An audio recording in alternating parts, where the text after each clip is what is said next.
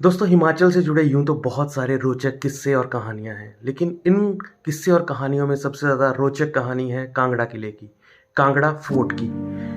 क्यों इस किले पे प्राचीन समय से ही हर कोई इस पे कब्जा करना चाहता था। चाहे वो सिकंदर महान से लेके महमूद गजनवी से लेके महमूद बिन तुगलक, मोहम्मद बिन तुगलक, फिरोज शाह तुगलक, फिर गुरखा, फिर महाराजा संसार चंद, महाराजा रणजीत सिंह से लेके ब्रिटिशर्स तक, क्यों इस किले पे सब हर कोई कब्जा करना चाहते थे। तो आइए जानते हैं इस किले के इतिहास के बारे में, से जुड़ी जानकारियों के बारे में। तो कहते हैं कि कांगड़ा किले का निर्माण जो था वो कटोच वंश के शासक सुशर्मा चंद्र ने 3500 साल पहले माझी और बाणगंगा नदियों के संगम स्थान पे इस किले का निर्माण करवाया। ये दुश्मनों की पहुंच से काफ़ी दूर था, क्योंकि हर तरफ खाई थी और एंट्रेंस का सिर्फ एक ही रास्ता था, और बिना अनुमति जो भी किले में प्रवेश करता था उसकी गर्दन काट देने की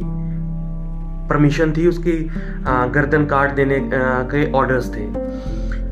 तो फिर कैसे इस किले के ऊपर हर कोई अपना कब्जा करना चाहता था और क्यों करना चाहता था, सबसे बड़ी इंटरेस्टिंग बात तो ये है दोस्तों। इस किले के में सबका कब्जा करने का मेन मकसद था इस किले की वेल्थ, इस किले की संपत्ति जो अथाह थी। प्राचीन समय से ही, महाभारत के समय से ही यहाँ पे देवी देवताओं को चढ़ावा चढ़ाया जाता था, और बोला जाता है कि यहाँ पे 21 कुएं थे। 21 कुएं 4 मीटर गहरे और 2.5 मीटर चौड़े 21 कुएं थे। तो इस किले की ख्याति इतनी दूर दूर तक थी कि हर कोई इस किले पे कब्जा करना चाहता था, चाहे वो सिकंदर महान हो, चाहे महमूद गजनवी हो, चाहे फिरोज शाह तुगलक हो, चाहे मोहम्मद बिन तुगलक हो, फिर चाहे जो जिन शासकों के नाम मैंने पहले लिए वो सारे शासक हों। वो सारे शासकों तक इस किले की ख्याति पहुंच चुकी थी, और तभी इस किले पे सभी लोग आक्रमण करके इसे अपने कब्जे में लेना चाहते थे। बेसिकली उनका इस किले को कनकर करने का पर्पस था इस किले की वेल्थ को एक्वायर करना, इस किले की वेल्थ को अपने अधीन ले लेना। तो सबसे पहला जो इस किले पे इन्वेजन हुआ वो अलेक्जेंडर द ग्रेट ने सोचा था इस पे इन्वेजन करने का, पर वो इसमें कामयाब नहीं हुआ। उसके बाद कश्मीर के राजा श्रेष्ठा ने यहाँ पे 400 एडी के अराउंड यहाँ पे कनकेस्ट करने की कोशिश की। फिर उसके बाद यहाँ पे सबसे बड़ा आक्रमण और सबसे ज़्यादा फॉरेन इन्वेजन जो हुआ, सबसे बड़ा जो फॉरेन इन्वेजन हुआ वो किया महमूद गजनवी ने 1009 में। 1009 में हुआ क्या कि महमूद गजनवी दिल्ली को कब्जे में लेना चाहता था। तो दिल्ली का रास्ता है बाया पंजाब और मुल्तान, पेशावर, यहाँ से होके। तो जो यहाँ के राजा थे वो आनंदपाल, जो शाही वंश के शासक थे, उनकी सहायता करने के लिए ओहिंद चले गए। ओहिंद चले गए, लेकिन उन्होंने कभी नहीं सोचा था कि महमूद गजनवी कांगड़ा पे भी डायरेक्ट आक्रमण कर सकता है। तो उस टाइम किले की इतनी ज़्यादा रेनफोर्समेंट थी नहीं, तो उस वजह से महमूद गजनवी के इस किले को अपने अंडर लेने में, अपने कन्क्वेस्ट करने में कोई ज़्यादा प्रॉब्लम नहीं हुई। और दोस्तों कहते हैं कि जब महमूद गजनवी यहाँ से कांगड़ा किले को लूट के गया तो उसके पास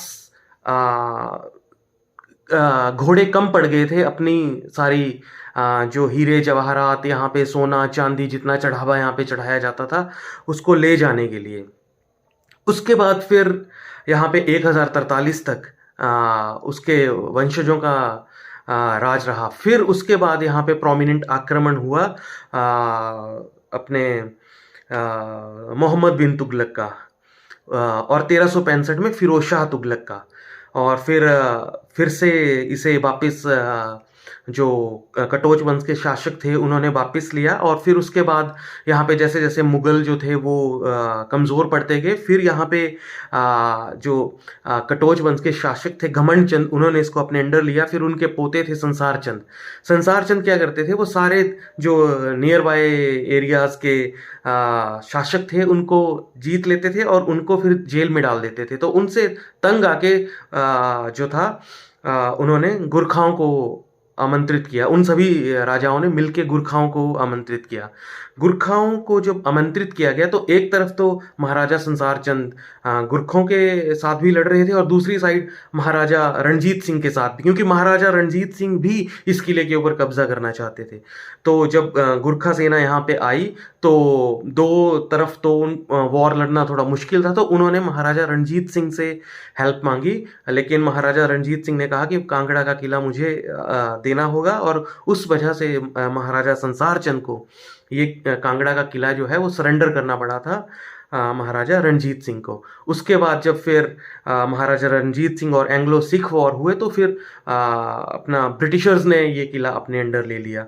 और फिर 1905 में जब यहाँ पे अर्थक्वेक आया तो उसके बाद फिर आर्कियोलॉजिकल सर्वे ऑफ इंडिया ने ये किला जो था वो अपने अंडर ले लिया, और तब से इस किले का रख रखाव, जो इसकी मेंटेनेंस है, जो भी इसके ऊपर कॉस्ट आती है, वो सारे आर्कियोलॉजिकल सर्वे ऑफ इंडिया ही बियर करता है। पर आज भी सबसे बड़ी मिस्ट्री ये बनी हुई है उन 21 कुओं की।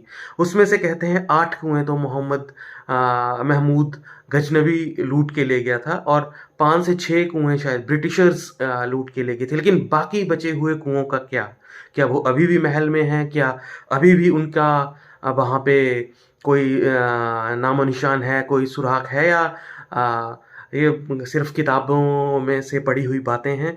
ये एक मिस्ट्री बनी हुई है अभी भी। अब इसके बारे में किसी को भी नहीं पता शायद, लेकिन हिमाचल से जुड़े ऐसे ही किस्से कहानी आपके बीच में लाते रहेंगे। और अपना कीमती समय देने के लिए धन्यवाद। Thank you.